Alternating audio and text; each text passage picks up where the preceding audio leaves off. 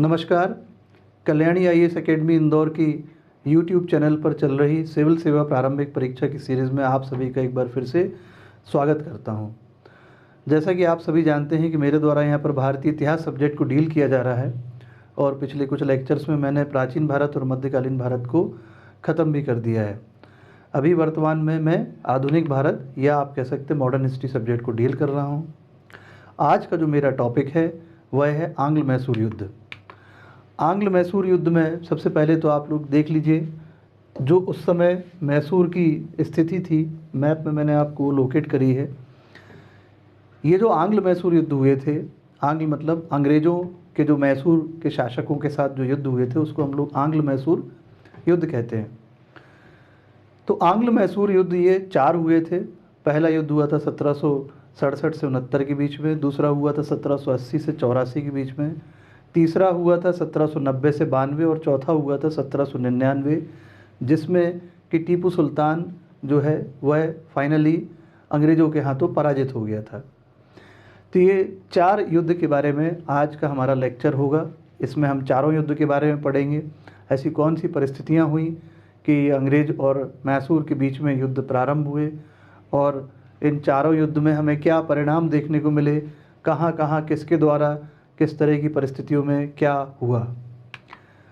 तो क्रमशः सबसे पहले हैदर अली के द्वारा इस युद्ध को शुरू किया गया और जब हैदर अली की मृत्यु हो जाती तो उसके बाद उसके पुत्र टीपू सुल्तान के द्वारा इस युद्ध को जारी रखा जाता है। तो हमें यहाँ पर हैदर अली और टीपू सुल्तान के बारे में ही जो अंग्रेज़ों के साथ युद्ध हुए उनको हमको देखना होगा, पढ़ना होगा। अब यहाँ एक बेसिक सा क्वेश्चन बनता आ रहा है पिछली कई प्रिलिमिनरी एग्जामिनेशंस में, जहाँ आपको मैच करने को आता है। तो आपको याद रखना होगा कि जो चारों युद्ध हुए उन चारों युद्धों के समय कौन गवर्नर रहे। तो जो प्रथम युद्ध हुआ था, जैसा कि मैंने आपको बताया भी था, 1767 से 69 के बीच हुआ था और 1765 से 67 के बीच में रॉबर्ट क्लाइव का कार्यकाल हमें देखने को मिला था।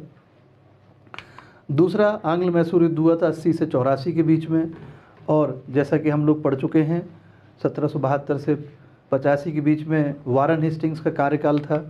तो आपको याद रखना होगा कि यहाँ जो है द्वितीय आंग्ल मैसूर युद्ध के समय पर वारन हेस्टिंग्स जो है वह भारत का गवर्नर था।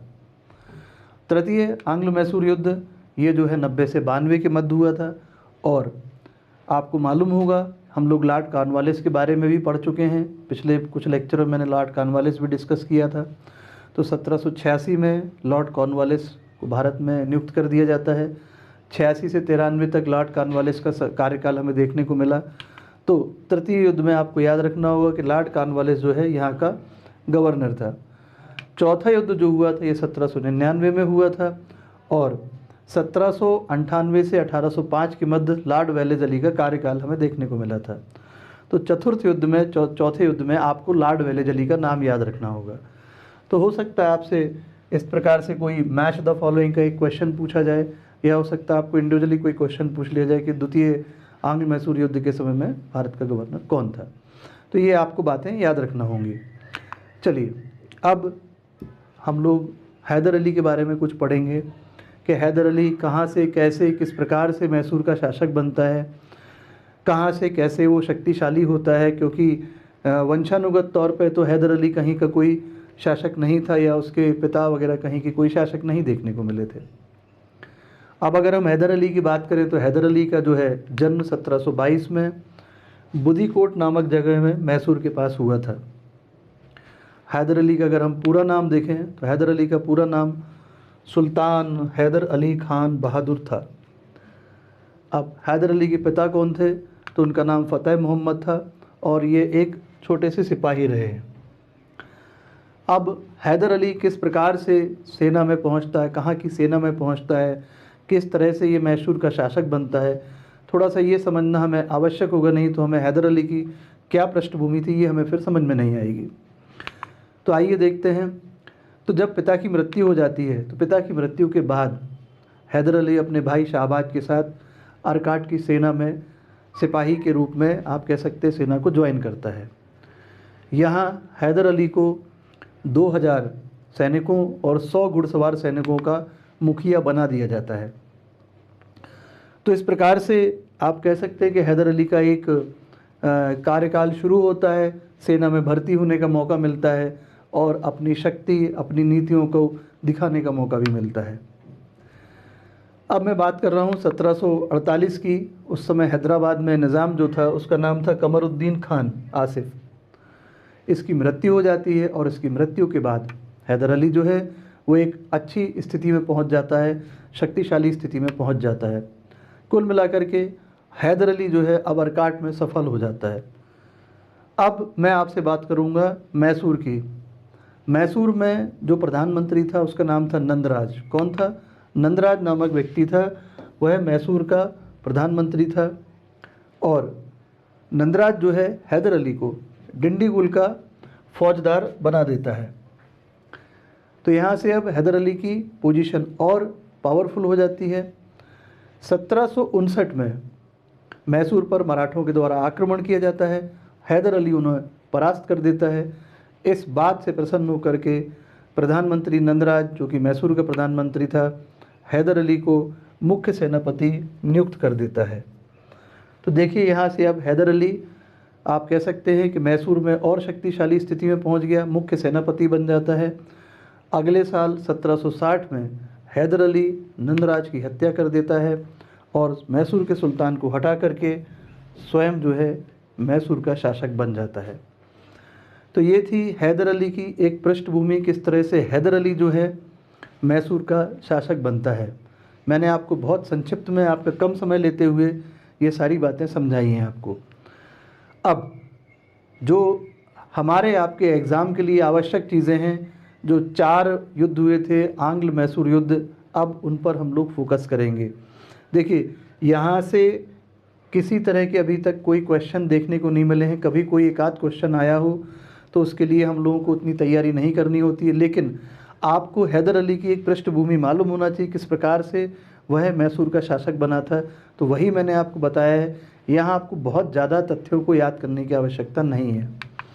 अब आइए हम लोग पढ़ते हैं प्रथम आंग्ल मैसूर युद्ध, जो कि 1767 से 69 के मध्य हमें देखने को मिला था।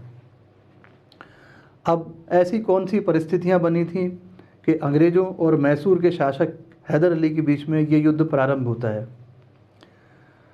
तो यहाँ हमको बात करना होगी हैदराबाद के निज़ाम की। हैदराबाद के निज़ाम और अंग्रेज़ों के बीच में एक एक समझौता होता है और इस समझौते में ये तय होता है कि अंग्रेज़ जो हैं निज़ाम को हैदर अली के विरुद्ध सहायता करेंगे। कंपनी निज़ाम को हैदर अली के विरुद्ध सहायता देगी। अब अभी तक की स्थिति में अगर हम देखें तो 1759 में हैदर अली ने मराठों को पराजित किया था, ये बात हम लोग अभी देख चुके हैं। तो हैदर अली के विरुद्ध में मराठे तो थे ही, ये निज़ाम हैदराबाद का निज़ाम ये भी हैदर अली के अगेंस्ट में हो गया। इसके अलावा जो कर्नाटक के नवाब थे वो भी हैदर अली के अगेंस्ट में थे। कुल मिलाकर के एक तरफ हैदर अली, दूसरी तरफ मराठे, हैदराबाद का निज़ाम, कर्नाटक के नवाब और अंग्रेज। लेकिन यहाँ हैदर अली सूझबूझ से काम लेता है। हैदर अली मराठों को धन का प्रलोभन, धन का लालच देकर के अपनी तरफ मिला लेता है। निज़ाम को प्रदेश देने का लालच देकर के उसे भी अपनी तरफ मिला लेता है और कर्नाटक पर आक्रमण कर देता है। क्या किया हैदर अली ने? अपने आप को शक्तिशाली बनाया, मराठों को लालच दिया धन का, हैदराबाद के निज़ाम को प्रदेश देने का लालच दिया और कर्नाटक पर आक्रमण कर दिया। तो यहाँ हैदर अली के द्वारा जो है मद्रास का घेराव कर लिया जाता है और बाजी जो है अब पलट जाती है। अंग्रेज़ों के हाथ से बाजी निकल कर के हैदर अली के हाथों में पहुँच जाती है।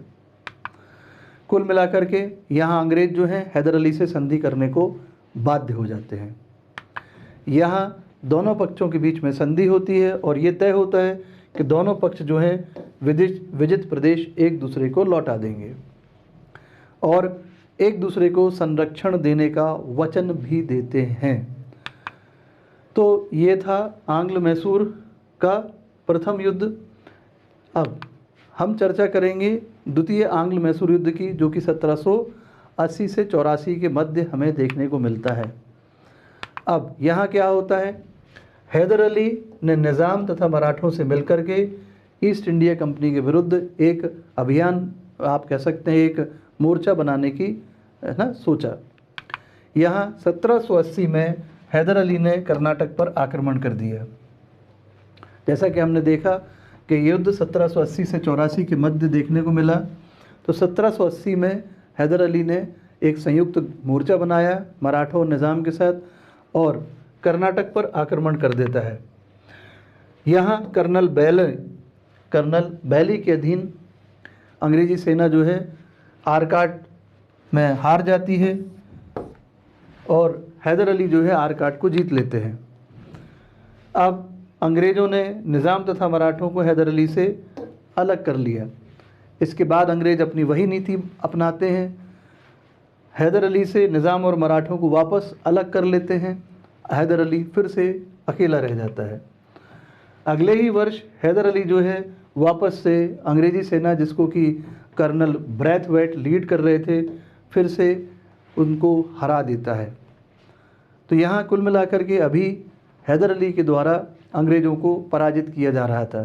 तो पहला हमने देखा कि कर्नल बैली जो हैं उसको लीड कर रहे थे और दूसरी बार हमने देखा कि कर्नल ब्रैथवेट जो हैं वो अंग्रेज़ी सेना को लीड कर रहे थे। यहाँ पर भी अंग्रेज़ी सेना को हैदर अली बुरी तरह से शिकस्त देता है। अब इसी युद्ध में 1780 में हैदर अली ने कर्नाटक पर आक्रमण कर दिया था और ब्रैथवेट को युद्ध में बंदी बना लिया था। लेकिन इसके बाद 82 में हैदर अली की मृत्यु हो जाती है। हैदर अली की मृत्यु के बाद टीपू सुल्तान 1 वर्ष तक तो युद्ध को जारी रखता है, लेकिन इसके बाद दोनों पक्षों में संधि हो जाती है और 1784 में मैंगलोर की संधि के बाद युद्ध विराम हो जाता है। तो ये था दूसरा आंग्ल मैसूर युद्ध, जो कि मैंगलोर की संधि से आप कह सकते हैं ख़त्म हो जाता है, शांति स्थापित हो जाती है। अब हम बात करेंगे आंग्ल मैसूर तृतीय युद्ध की, जो कि 1790 से 1792 के मध्य देखने को मिला था। इस तृतीय युद्ध में अब केवल टीपू सुल्तान का ही नाम आएगा। इस तीसरे युद्ध में टीपू सुल्तान, या आप कह सकते हैं कि मैसूर, अपना लगभग आधे से ज़्यादा प्रदेश खो बैठता है। क्या होता है इस युद्ध में? तो 1784 का जो पिट्स अधिनियम आया था, उस अधिनियम के तहत यह प्रावधान किया गया था कि कंपनी जो है अब कोई भी नया प्रदेश जीतने का प्रयत्न नहीं करेगी। 1790 में कॉर्नवालिस, जैसे कि हम लोग पहले ही देख चुके हैं कि कॉर्नवालिस का कार्यकाल 1786 से 93 के मध्य था। 1790 में कॉर्नवालिस एक ट्रिपल अलायंस रचता है, जिसमें निज़ाम और मराठों को वह अपने साथ मिला लेता है और टीपू सुल्तान के विरुद्ध जो है चढ़ाई कर देता है और वेलूर अंबूर होता हुआ वह बेंगलोर पहुंच जाता है और 1791 में श्रीरंगपट्टनम तक भी वह पहुंच जाता है। मराठों और निज़ाम की सहायता से श्रीरंगपट्टनम पर चढ़ाई कर दी जाती है। यहाँ टीपू सुल्तान इनके साथ संधि करने के लिए बाध्य हो जाता है। तो यहाँ हमें श्रीरंगपट्टनम की संधि देखने को मिलती है। तो आपसे एक क्वेश्चन पूछा जाता है कि श्रीरंगपट्टनम की संधि किस युद्ध में हुई थी? तो आपको याद रखना होगा यह आंग्ल मैसूर तृतीय युद्ध में हुई थी। इस संधि के बाद क्या होता है कि मैसूर या टीपू सुल्तान अपने देश का लगभग भाग अंग्रेज़ों के हाथ में, आप कह सकते हैं, दे देता है या खो बैठता है या चला जाता है। साथ में 3 करोड़ रुपए युद्ध क्षति के रूप में भी टीपू सुल्तान इनको देता है। तो ये था आंग्ल मैसूर तृतीय युद्ध। अब 1799 में चौथा आंग्ल मैसूर युद्ध हमें देखने को मिला। अब 1798 में लॉर्ड वेलेस्ली भारत में गवर्नर के रूप में नियुक्त किया गया था। 1798 से 1805 तक लॉर्ड वेलेस्ली का कार्यकाल रहा। इसने सहायक संधि का मार्ग अपनाया और टीपू सुल्तान पर यह दोष लगाया कि वह निज़ाम तथा मराठों के साथ मिलकर अंग्रेज़ों के विरुद्ध षड्यंत्र रच रहा है। ऐसा आरोप लगा करके चढ़ाई करना आसान था और यही आरोप नहीं लगाया, उसके ऊपर यह भी आरोप लगाया है कि अरब, अफ़गानिस्तान के जमान शाह, कुस्तुनतुनिया के शासक मॉरिशस के शासक के साथ ये पत्र व्यवहार करके अंग्रेज़ों के विरुद्ध मोर्चा बनाने की कोशिश भी कर रहा है। 1799 में चढ़ाई कर दी जाती है अंग्रेज़ों के द्वारा, श्रीरंगपट्टनम के दुर्ग को जीत लिया जाता है और टीपू सुल्तान जो है श्रीरंगपट्टनम के द्वार पर लड़ते लड़ते शहीद हो जाता है। तो यहाँ से कुल मिलाकर के ये मैसूर जो प्रांत था ये भी जो है ख़त्म हो जाता है, अंग्रेज़ों का पूरा पूरा शासन मैसूर पर आ जाता है। तो ये था दोस्तों आंग्ल मैसूर युद्ध के बारे में, जिसमें मैंने आपको 4 युद्धों के बारे में पढ़ाया और उनसे रिलेटेड जो भी एग्ज़ाम्स में क्वेश्चंस बनते हैं वो भी मैंने आपको दे दिए। आप लोग हमारी सीरीज़ को अवश्य देखते रहें, हम हमारी सीरीज़ को कंप्लीट करेंगे और आप लोगों के लिए आवश्यक है कि आप अपने घरों में सुरक्षित रहिए, स्वस्थ रहिए और अपनी पढ़ाई को जारी रखें। जय हिंद दोस्तों।